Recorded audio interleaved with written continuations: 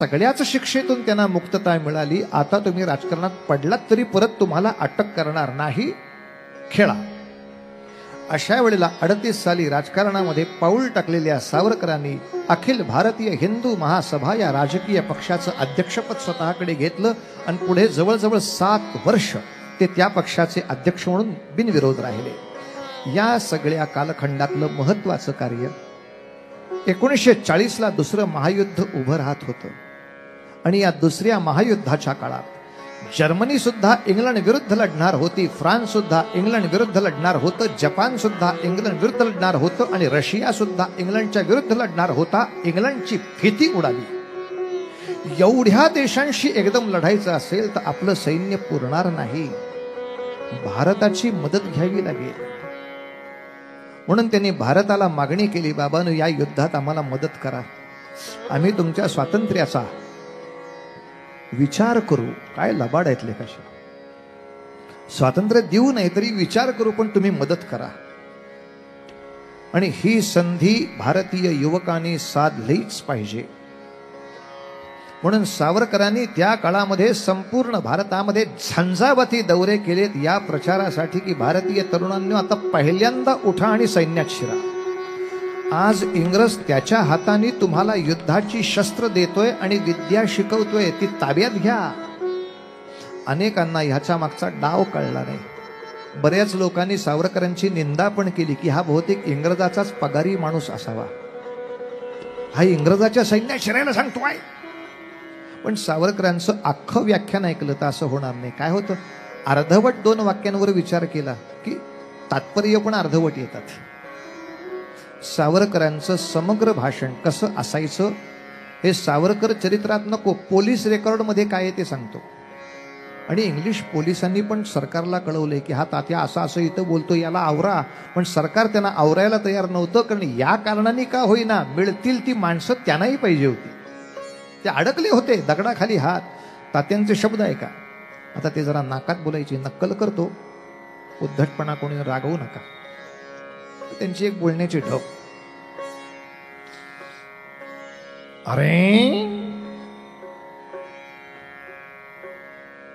अरे जुन्या काळी आम्हाला पिस्तुले चोरून मिळवावी लागली, बॉम्ब चोरून शिकावे लागले, चोरून पाठवावे लागले, उपलब्ध नव्हते ते. पण आज इंग्रज सरकार स्वतःच्या हाताने तुम्हा सर्व शस्त्र देत आहे आणि शस्त्रांचे कारखाने, शस्त्रांचे साठे तुमच्या ताब्यात देत आहे. ही संधी घालवून कशी चालेल? सर्व भारतीय तरुणांना माझी आग्रहाची ही विनंती असेल, बाबांनो या पुढच्या 2 वर्षामध्ये कवी संमेलने नाही भरली तरी चालतील, 4 कविता कमी लिहिल्या गेल्या तरी सुद्धा चालतील. या पुढच्या 2 वर्षाच्या कालखंडामध्ये 4 कादंबऱ्या कमी लिहिल्या गेल्या तरी चालतील. अरे शेवटी काव्याचे आणि साहित्याचे रक्षण कोण करणार? ग्रंथपाल नव्हे तर आमच्या खांद्यावरची बंदूकच त्याचे रक्षण करणार आहे.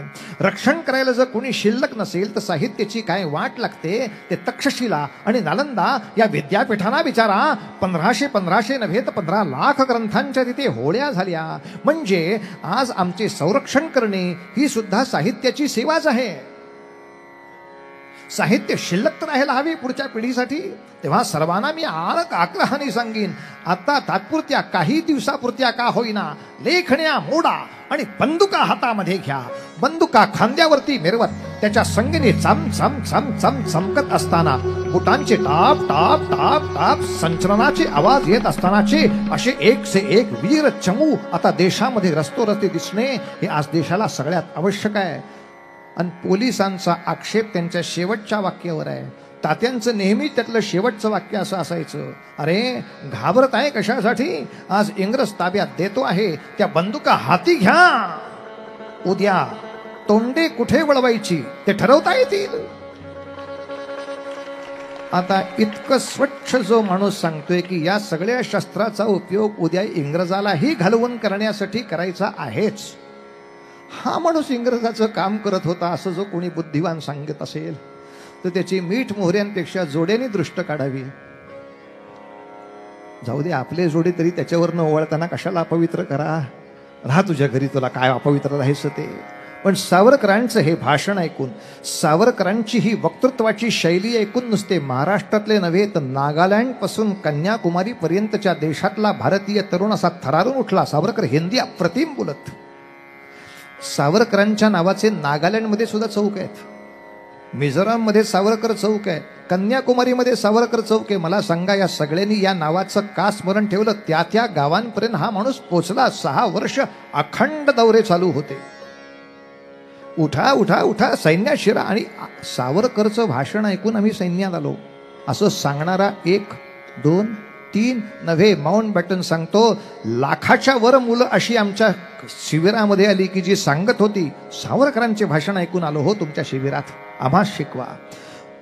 जर कोणी चुकून माकून आपल्याला हा प्रश्न विचारला तर हे उत्तर द्या, सावरकरांनी बडबडण्यापलीकडे काय केलं? नुसती भाषणे देणे म्हणजे काही कार्य नव्हे, थंडटन करावे लागते. अरे बोळक्या, सावरकरांनी भाषण दिल्यामुळे इंग्रजाला गोळ्या घालायला 1 लाख माणसं भारतात उभी राहिली. तुझ्या मैतीला 1000 आली तरी खूप आहेत. तात्याने काय केलं ह्याच्यावरती उगा कोळशी उघडत बसायची आणि स्वतःची तोंड काळी करून घ्यायची, कोणाला नेता गरज लागली देव जाणे. पण सावरकरांच्या या डावाचा किती उपयोग झाला ते ऐकलं की भैरवी म्हणायला आपण मोकळे होणार महाराज. त्या भैरवी पूर्वी हा फक्त सावरकरांचा डाव किती यशस्वी झाला सांगतो. हा डाव कशासाठी खेळला याला एक कारण होतं. कारण या देशाबाहेर पडताना आधी सुभाषचंद्र बोस सावरकरांना येऊन भेटले. त्यांनी शंका अशी व्यक्त केली की मी आझाद हिंद फौज बाहेर उभी करेन, भारताबाहेर असलेल्या भारतीयांचं संघटन करेन, मी त्यांचं सैन्य घेऊन भारतात येईन, पण माझ्याशी लढायला इंग्रज कोणाला पाठवेल? भारतीयच सैन्याला पाठवेल. म्हणजे दोन्हीही बाजूनी भारतीयच माणसांची हानी होणार या युद्धात. ती कशी टाळणार सावरकर? म्हणून सावरकर म्हणाले आपण हा डाव करू. इंग्रजांच्या मदतीचं नाटक करून हजारो युवकांनी सैन्यात शिरायचं, जेव्हा आज्ञा मिळेल तेव्हा तुझ्याशी युद्ध करण्याचं आमिष करून तुझ्यापर्यंत यायचं आणि तुला सामील व्हायचं. ज्यायोगे युद्धांची संख्या कमी होईल आणि संकटांची संख्या त्याहून कमी होईल. सुभाषबाबूंना युद्ध करावं लागलं नाही असं नाही, पण जे 200 ठिकाणी लढावं लागलं असतं ते 50 ठिकाणीच युद्ध करून ते इम्फाळपर्यंत पोचू शकले. याचं श्रेय सुभाषबाबूंनी सुद्धा सावरकरांना दिलंय.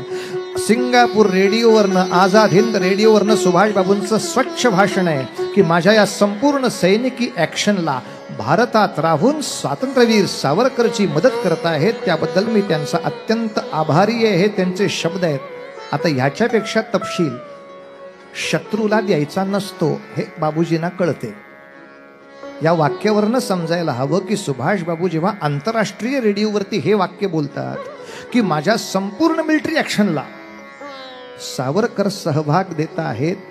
अनेक जण म्हटले 42चं आंदोलन तेव्हाच चाललं होतं, त्याच्यात सावरकर कुठे होते? म्हणजे त्याच्यात सावरकर नव्हते, पण ते आंदोलन जी माणसं करतायत त्या देशभक्तांना त्रास होऊ नये या व्यवस्थेत सावरकर होते. कारण शेवटी या देशभक्तांना इंग्रजांनी कसं मारलं असतं? सैनिकांचा आधार घेऊन. पण आता इंग्रजाची आज्ञा न पाळणारे सैनिक आल्यामुळे सत्याग्रहींवर गोळीबार झाले नाहीत. इंग्रजाची आज्ञा न पाळणारं आरक्षी दल आल्यामुळे इंग्रज म्हणतो तितका अत्याचार सत्याग्रह करणाऱ्यांवर होऊ शकला नाही. किंबहुना काही ठिकाणी सत्याग्रहाचे मोर्चे निघाल्यावरच इंग्रजी अधिकाऱ्यांनी सांगितलं शूट दॅम. तर आता भारतीय सेना इंग्रजाकडेच अशी बघायची, गप बसताय का घालू गोळी? त्यालाच कळायचं okay let them go, let them go. हा सगळ्यात मोठा विजय किती महत्वाचा आहे सांगता?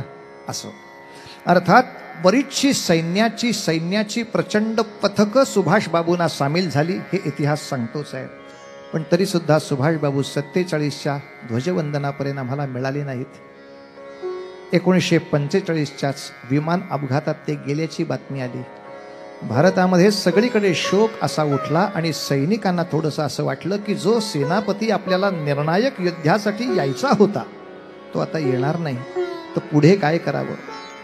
अंतर्गत सगळीकडे बातमी इतकीच पोचवली गेली, आता फार काही करता येण्यासारखं नाही, पण आपापल्या पातळीवर इंग्रजांच्या आज्ञा मोडत राहा की इंग्रजाला राज्य करता येणार नाही. ही साधी सोपी योजना आहे.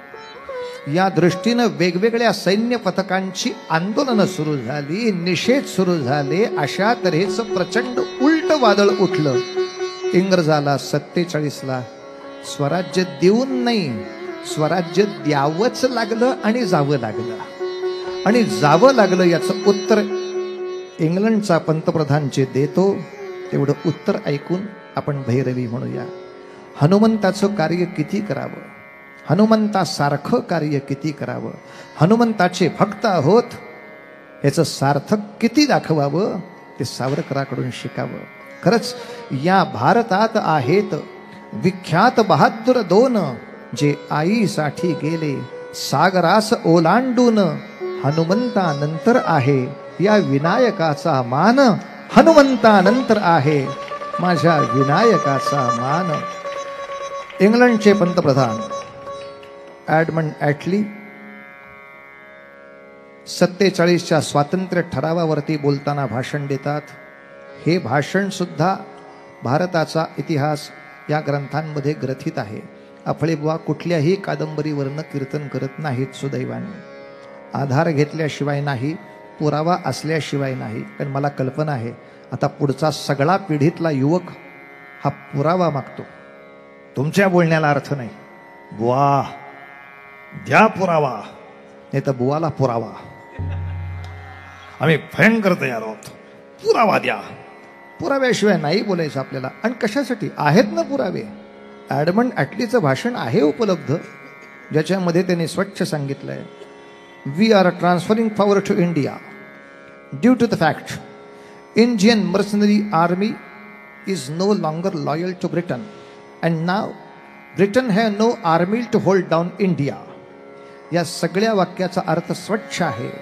इंडियन मर्सनरी आर्मी म्हणजे भारताने आपल्याकडे आता भरती केलेलं सैन्य is no longer loyal to Britain. ते आपल्याशी एकनिष्ठ राहत नाही, आपल्या आज्ञा ऐकत नाही. आणि अशा भारतातल्या आपल्या आज्ञा न ऐकणाऱ्या सगळ्या सैनिकांच्या नरड्यावरती बूट ठेवून राज्य करावं इतकं आपल्याकडे आता सैन्य शिल्लक नाहीये या दुसऱ्या महायुद्धामुळे. Britain have no army to hold down India, so we are transferring the powers. म्हणजे त्या भाषणातच आपल्या सैनिकांचा केवढा मोठा गौरव आहे हो. हा सगळा सैनिकांचा सुभाषबाबूंचा गौरव बाजूला करून दे दी हमें आझादी बिना खडग बिना ढाल, हे इतकं खोटं. जर सत्य बोलण्याच्या आवडणाऱ्या गांधींच्या नावाखाली आमच्या माथ्यावर मारायचा असेल तर तो गांधी भक्तांनीच गांधींचा केलेला केवढा मोठा खून आहे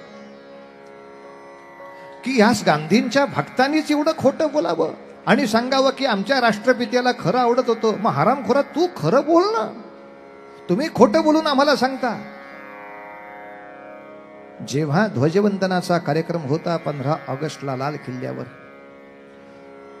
तेव्हा महात्माजी त्या समारंभाला आले नाहीत. पंडित नेहरूंनी पहिले पंतप्रधान म्हणून ध्वज वरती घेतला. पण अशा वेळेला 1942च्या त्या सत्याग्रहामध्ये आणि त्याच्याही पूर्वीच्या काही सत्याग्रहांमध्ये जे कोणी सहभागी होते अशा अनेकांना पत्र पाठवून, काही ठिकाणी गाड्या पाठवून त्यांना सन्मानाने लाल किल्ल्यावर आणलं होतं. पण 15 ऑगस्टला सावरकरांना पत्रही नव्हतं, गाडीही नव्हती आणि दिल्लीमध्ये कुठलाच सन्मान नव्हता. अनेक लोकांनी दुःख हळहळ व्यक्त केली, तात्या तुम्हाला का हो तिथे नाही बोलवलं. तात्या म्हणले कल्पना नाही, कदाचित त्यांना भीती वाटली असावी. एवढी देशसेवा केलेला आणला की आपल्या अल्पसेवा फारच अल्प दिसायला लागतील, ही भीती प्रत्येकाला असतेच. तो आपल्यापेक्षा मोठ्याला कशाला बोलवेल. सूर्य आणला की काजवा दिसत नाही. यांचे सगळेच तुरुंग जिथे VIP होते, अशा VIP तुरुंगवाल्यांनी स्वतःच्या तुरुंगवासाची आमच्या समोर काय कौतुक गावीत. अंदमानचा तुरुंग बघून सुद्धा हे मेले असते हार्ट फेलनं. पण जाऊ दे, त्यांचं कर्म त्यांच्यापाशी. आम्ही आईबापाची मातृभूमीची सेवा केली ते सत्कार मिळवण्यासाठी नव्हे. आम्ही आमच्या कर्तव्यासाठी, आम्ही आमच्या कर्तव्यात पार झालो, आमचं कार्य संपलं. सावरकरांचं शेवटचं मत सांगतो. ते शेवटचं मत असं होतं, जेव्हा पंडितजींना लोकांनी विचारलं कोणामुळे स्वराज्य आलं, तेव्हा भारताच्या पंतप्रधान पदावरच्या माणसांनी सुद्धा अत्यंत घाणेरडा उद्गार काढला आणि सांगितलं, we have made bloodless revolution. आपण रक्ताशिवाय क्रांती केली आहे, असं भारताची सुरुवातच खोटारडेपणाने झाली. पुढच्या इतिहासाच्या पुस्तकांनी तीच री ओढली ते आपल्याला कळतं आहे. महात्माजींना विचारलं, त्यांनी सुद्धा मुलाखत देताना सत्याग्रहांची आणि सगळ्या देशसेवकांची यादी घेतली, पण शस्त्र घेणाऱ्या एकाचंही नाव कोणी घेतलं नाही.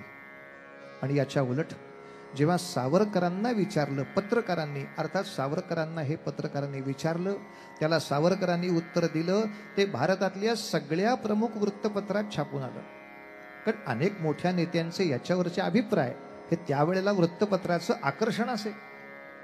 या दृष्टीनं लोकांनी सावरकरांना पण विचारलं. सावरकरांचे हे उद्गार पंजाबच्या गदर पार्टीच्याही वृत्तपत्रात आहेत, बंगालच्या बिपिनचंद्रांच्याही वृत्तपत्रात आहेत आणि तमिळनाडूच्या अय्यरांच्याही वृत्तपत्रात आहेत. 8 वृत्तपत्राच्या वेगवेगळ्या ठिकाणी हा पॅरेग्राफ आहे. इतकं ते देशभर पसरलं. काय होते ते उद्गार? तर सावरकर इतकंच म्हणाले,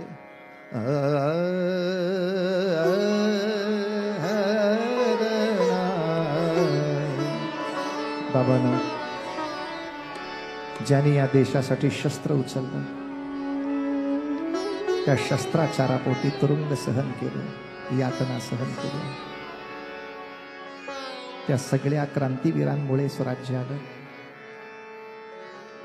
जे आझाद हिंद सेनेला सहभागी होऊन इंग्रजाच्या विरुद्ध जीव उभा करण्यासाठी सैनिक उभे राहिले, त्यांच्याही मुळे स्वराज्य आलं. ज्यांना यातलं काही शक्य झालं नाही, जे कोणी पहिल्या मिठाच्या सत्याग्रहापासून असहकाराच्या आंदोलनापासून ते 42च्या सत्याग्रहापर्यंत वेगवेगळ्या सत्याग्रहांनी आपला असंतोष इंग्रजापर्यंत पोचवायला उभे राहिले, इंग्रजाशी तोंड द्यायला उभे राहिले, या सगळ्यांच्या योगदानामुळेही स्वराज्य आलं. ज्यांना हेही जमलं नाही, त्यांनी आपल्या पैशांनी मदत केली, क्रांतिकारकांना मदत केली, सत्याग्रह्यांना मदत केली, धान्याची मदत केली, गुप्तपणाने निवासाची मदत केली. अशा ज्या ज्या लोकांनी देशभक्तांना मदत केली, त्यांच्याही मुळे माझं स्वराज्य आलं. आणि शेवटचं सावरकर म्हणाले, ज्यांना शस्त्रही घेता आलं नाही, ज्यांना सत्याग्रहातही जाण्याचं धाडस जमलं नाही, ज्यांना त्यांना मदत करायचीही क्षमता आली नाही, अशा भारतीय नागरिकांनी रोज देवाची पूजा करत असताना गंधामध्ये फूल बुडवून परमेश्वराला प्रार्थना केली की देवा, मी हे फूल तुझ्या पायी वाहतो आहे, पण हे फूल वाहण्याचं पुण्य मला देऊ नकोस, हे पुण्य साठव आणि माझ्या देशाला स्वराज्य येऊ दे. अशी प्रार्थना ज्यांनी ज्यांनी केली त्या सगळ्यांमुळे माझ्या भारताला स्वराज्य आलं. बाबांनो, कोणाची एकाची ती मिरास नाहीये, प्रत्येकाने ते केलं आहे. सगळ्यांच्या रक्तानी, घामानी आणि कष्टाने मिळालेला माझा देश जर आता चायना पाकिस्तान पासून अनेक शत्रू वेड्यासारखे कुरतडून खायला उभे असतील, तर आता मात्र नरसिंहाचा अवतार धारण करून आपल्या सहनशीलतेचा स्तंभ कडाडून मोडून टाकून हिरण्यकश्यपूला पोट फाडून ती संकटाची परंपरा संपवायला आज हिंदू समाज उभा राहायला हवा, हिंदू तरुण उभा राहायला हवा, हिंदू समाजाचा पुढचा आधार उभा राहायला हवा. एक वाक्याच्या आवश्यक गोष्ट बोलायला हवी ती अशी, हाही तरुण उद्या विचारेल, शक्ती मिळवतो, शस्त्र मिळवतो, शिक्षण मिळवतो, युद्धालाही उभा राहतो, बुवा विजयाची खात्री देता? अहो, एका बाजूला यवनांचे असलेले 50 देश आणि दुसऱ्या बाजूला ख्रिश्चनांचे असलेले 90 देश, एवढ्या हजारो देशांच्या प्रचंड अण्वस्त्रांच्या टकराटकरीमध्ये हिंदुस्थानचं काय होईल याच्यासाठी काही खात्री देता? खात्री कशाला द्यायला हवी? खात्री देण्याची गरज नाही बाबांनो. युद्धाला उभं राहताना एकच लक्षात ठेवायचं असतं, युद्ध हे अभिमानाने लढण्यासाठी लढायचं, विजयाचा विचारच त्या ठिकाणी आत्ता करायचा नाही. आपण पावनखिंडीमध्ये बाजीप्रभूसारखं लढत राहायचं. याच्यानंतर रायगडावर केव्हा राजसिंहासन होईल तुम्हालाही माहित नाही, आम्हालाही माहित नाही. पण आपला आत्मत्याग आणि आपलं बलिदान आयुष्यात कधीही व्यर्थ जात नाही असा हजारो वर्षांचा अनुभव आमच्या भारतामध्ये आम्हाला असेल तर आपलंही बलिदान व्यर्थ जाणार नाही याची निश्चित आपण खात्री बाळगली पाहिजे. भले आज नाही, उद्या नाही, 4 वर्षांनी नाही, 10 वर्षांनी नाही, पण अजून 50 वर्षांनी का होईना माझ्या हिंदू राष्ट्राच्या भगव्या ध्वजाला सन्मानाने मान्यता देण्यासाठी जगातले सगळे देश उभे राहतील. ही योजना होणार, नक्की होणार, 100% होणार. फळे बुवाच्या वक्तव्यासाठी नको हो, सावरकरांनी हे भविष्य सांगितलंय म्हणून होणार. सावरकरांनी जे भविष्य उच्चारलं त्याला आजपर्यंत देवानी कधी नाही म्हटलं नाही. सावरकर म्हणाले होते 60 सालापर्यंत इंग्रज राहणार नाही, इंग्रज निघून गेला. सावरकरांचं वक्तव्य खरं ठरलं. सैन्य आत घुसवल्याशिवाय गोवा मुक्त होणार नाही. सावरकरांचं वक्तव्य खरं ठरलं. गोव्यामध्ये मिलिटरी घुसवली. वल्लभभाई पटेल यांनी गोवा आपल्या भारताला मिळवून दिला. अरे प्रत्येक वेळेला सावरकरांची वाणी जर सत्य होतीये, आज कारगिलमध्ये विजय मिळवला, उद्या तुम्ही बांगलादेशाच्या समोर विजय मिळवला, 65ला पाकिस्तान समोर विजय मिळवला, हे सगळे भारताने विजय मिळवले ते सावरकरांच्या मार्गावरून चालल्यामुळे त्यांना विजय मिळाले. दुसऱ्या कोणाच्याही मार्गावरून चालून तुम्हाला विजय नव्हते मिळालेले. सावरकरांच्या आशीर्वादाने जर भारत आता अण्वस्त्रधारी इतका मोठा विजयी होतो आहे तर सावरकरांचं शेवटचं भविष्य हेच आहे. मरताना ते म्हणतात, अरे मला आज, उद्या आणि परवाची सगळी आकाशातली ग्रह गोलांची रचना दिसतीये. जे भाग्य आम्हालाही लाभलं नाही, जे भाग्य शिवछत्रपतींना लाभलं नाही, जे भाग्य त्याच्याही पूर्वीच्या कोण्या योद्ध्यांना लाभलं नाही, ते भाग्य या पुढच्या हिंदू समाजाला लाभणार आहे. अरे आम्हाला खंडित स्वराज्य बघायला मिळालं, त्यांना अजून लहान स्वराज्य बघायला मिळालं, पण याच्यानंतरचे ग्रहगोल आणि आपल्या हिंदूंचं भविष्य असं सांगत आहे की कोटी कोटी हिंदू जाती आपल्या पवित्र हिंदुत्वाच्या रक्षणासाठी हाती मिळेल ते शस्त्र घेऊन उभी राहील आणि सर्व विश्वावरती हिंदुत्वाचा प्रेमाचा प्रभाव उभा राहिल्याशिवाय जात नाही. हे हिंदुत्वाच्या विजयाचं चित्र तुम्हा आम्हाला पूर्ण करायचंय महाराज. हिंदुत्वाने कधीही दडपशाहीने आपलं राज्य केलं नाही. पुढच्या माणसावरती आपला प्रभाव गाजवला तो पावित्र्याच्या आधारावरती, चारित्र्याच्या आधारावरती, प्रेमाच्या आधारावरती. हे हिंदुत्वाच्या प्रेमाच्या राज्याला सलामी द्यायला आज ना उद्या सर्व विश्व उभं राहणार यात संशय नाही. आणि समजा नाहीही राहिलं तरी आपला मृत्यू वाया जात नाही, मृत्यू वाया जात नाही. सगळ्या जंगलाला आग लागलेली असताना प्रत्येक जण जंगल सोडून पळतोय. हत्ती पळतोय, वाघ पळतोय, चित्ता पळतोय. अशा वेळेला एक गरुड नावाचा पक्षी झाडावर बसलाय, तो मात्र पळून जायला तयार नाही. माणसं विचारतायत, मूर्खा तुझ्याकडे पंख असताना सुद्धा तू पळून जात नाहीस, देशाला आग लागली आहे. तेव्हा गरुड सांगतोय, फल खाये इस पेड़ के गंदे किए है पात. मी या भारत नावाच्या वृक्षावरती राहिलो, मी या संस्कृतीची फळं आत्तापर्यंत खाल्ली, मी या ठिकाणी माझं सगळं बाल्य आणि तारुण्य व्यतीत केलं. बस अब यही मेरा फर्ज है, जल जाऊ तो इसके साथ. याच्याबरोबर सन्मानाने जळून मेलो तरी सुद्धा मला सगळ्या जगातला मोठा मान मिळणार आहे. बाबानो, बाकी वाटेल ते व्हा, इंजिनियर व्हा, डॉक्टर व्हा, कुठल्याही पदवीला जा, पण याच्या पुढच्या काळात हिंदुत्वाच्या रक्षणासाठी सैनिक म्हणून का होईना काही काळ उभं राहण्याची क्षमता मी बाळगीन. आणि याच्या पुढे जगीन तर हिंदुत्वाला सांभाळण्यासाठी जगीन, त्याच्या पुढे वाढीन तर हिंदुत्वाला वाढवण्यासाठी वाढीन, याच्या पुढे लढीन तर हिंदुत्वाला जिंकण्यासाठी लढीन, आणि याच्या पुढे मरीन ते सुद्धा हिंदुत्वालाच फक्त चांगले दिवस येण्यासाठी मरीन. हिंदू म्हणून जगीन आणि हिंदूच म्हणून फक्त या जगामध्ये मृत्यू घेईन. अशा अभिमानाने एक भारत देशाचं सुवर्ण चित्र उभं करू महाराज. बस या आपल्या सत्य संकल्पाला भगवंताने मदत करावी एवढी शेवटची इच्छा या ठिकाणी व्यक्त करायची आणि या कीर्तन समारोहाची समाप्ती करायची. यानंतरच्या काळातही असे कीर्तन समारोह होत राहतील, अशा देशभक्तीचं वातावरण सातत्याने पेटत राहील. पण ही हवा गार होऊ न देणं हे मात्र तुमचं कर्तव्य आहे. या देशभक्तांच्या चित्रांची प्रदर्शनं, चरित्रांची प्रदर्शनं, या ट्रेच्या स्पर्धा आणि आपल्या धर्माच्या दृष्टीनं उपासनेच्या सुद्धा मागे लागून समाजाला सातत्याने उपासनेची शक्ती वाढवावी आणि शक्तीची उपासना वाढवावी. या दोन दोरामध्ये बांधून आपल्याला सुवर्ण दिवसाकडे वाटचाल करायची आहे. ही सफल हो ही इच्छा या ठिकाणी व्यक्त करून आषाढी एकादशीला विठ्ठलाला प्रणाम करून थांबतो. पंढरीनाथ महाराज की जय, भारत माता की जय, आर्य सनातन वैदिक हिंदू धर्म की जय. छत्रपती शिवाजी महाराज की जय, स्वातंत्र्य वीर सावरकर की। हे चिदान देगा देवा, हे चिदान देगा देवा, हे चिदान देगा देवा, तुझा विसर न भावा, तुझा विसर न भावा, हे चिदान देगा देवा, हे चिदान देगा देवा, दान देगा देवा, दान दे देवा।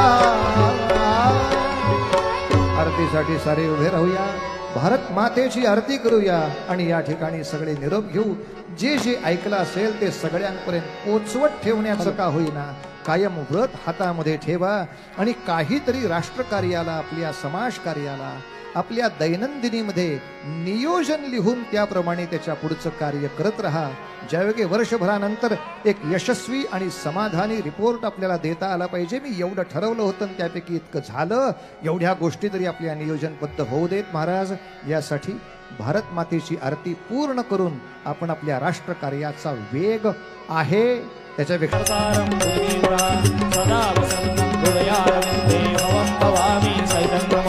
मंदारमालांच कपालकाय कपालमालांचकशैकराय दिव्यांबराय च दिगंबराय नमः शिवाय च नमः शिवाय। हालिंगोटांगण मंदिन चरण डोळ्यान पाहिन रूप तुझे, प्रेमे आलिंगिन अनन्य पूजिन भावे गोवायन म्हणे नमः। त्वमेव माता पिता त्वमेव, त्वमेव बंधु सखा त्वमेव विद्या दृढं त्वमेव सर्वं मम देवदेव। कायेन वाचा मनसेन्द्रियर्वा बुद्ध्यात्मना मा प्रकृति स्वभाव, करोमि यद्यः सकलं परस्मै नारायणाय तु समर्पयामि। अच्युतं केशवं रामनारायणं कृष्णदामोदरं वासुदेवं, श्रीधरं माधवं गोपिकावल्लभं जानकीनायकं नमः। हरे राम राम राम हरे हरे, हरे कृष्ण कृष्ण कृष्ण हरे हरे, हरे राम राम राम हरे हरे, हरे कृष्ण कृष्ण कृष्ण हरे हरे। सदा सर्वदा योग तुझा घडावा, तुझे कारणी देह माझा पडावा। पेक्षू नको गुणवंता अनंता, रघुनायका मागणे हेची आता। ज्या ज्या ठिकाणी मन जाय माझे, त्या त्या ठिकाणी निज रूप तुझे। आम्ही ठेवितो मस्तक ज्या ठिकाणी, तेथे तुझे सद्गुरु पाय दोन्ही। उपासनेला दृढ चालवावे, भूदेव संतासे सदा नमावे। सत्कर्म योगे वय घालवावे, सर्वामुखी मंगल बोलवावे। जय जय रघुवीर समर्थ, जय जय रघुवीर समर्थ, जय जय रघुवीर समर्थ। सर्वांची पुन्हा मनापासून आभार। अंदमान यात्रेची कोणाला माहिती असल्यास फक्त मी नंतर देईन, पण बाकी मी कोणाशी फारसं फोनवर बोलत नाही, कोणी राग मानू नका। 3-3 तास अशा तऱ्हेनं आवाज वापरल्यानंतर पुन्हा तुमच्याशी बोलण्यासाठी मला शक्ती तशी शिल्लक नसते। आपण मेसेजने बऱ्याचशा गोष्टी बोलू शकतो, तेव्हा तुमचा आमचा संपर्क असाच चालू ठेवा आणि यानंतरच्या पुढच्या राष्ट्रकार्यामध्ये आपल्या सर्वांनाच असा अखंड यश प्राप्त व्हावं अशी या ठिकाणी इच्छा व्यक्त करतो। या सर्व साथीदारांचे मनापासून आभार मानतो। इतका उत्तम वाद्यवृंद सहसा आम्हाला सुद्धा कधी अनुभवायला मिळत नाही, ती सगळी आनंदाची पर्वणी या ठिकाणी दिली। आणि या कार्यकर्त्यांचे आभार मानतो की एवढं मोठं आयोजन अजून कीर्तनाचं करावं असं भाग्य पुणे मुंबईला सुद्धा जे लाभलं नाही, ते विदर्भानी आणि नागपूरनी पूर्ण करून दाखवलं। यासाठी या सगळ्या कार्यकर्त्यांचेही अगदी मनापासून हृदयापासून आभार मानून या ठिकाणी थांबतो। धन्यवाद।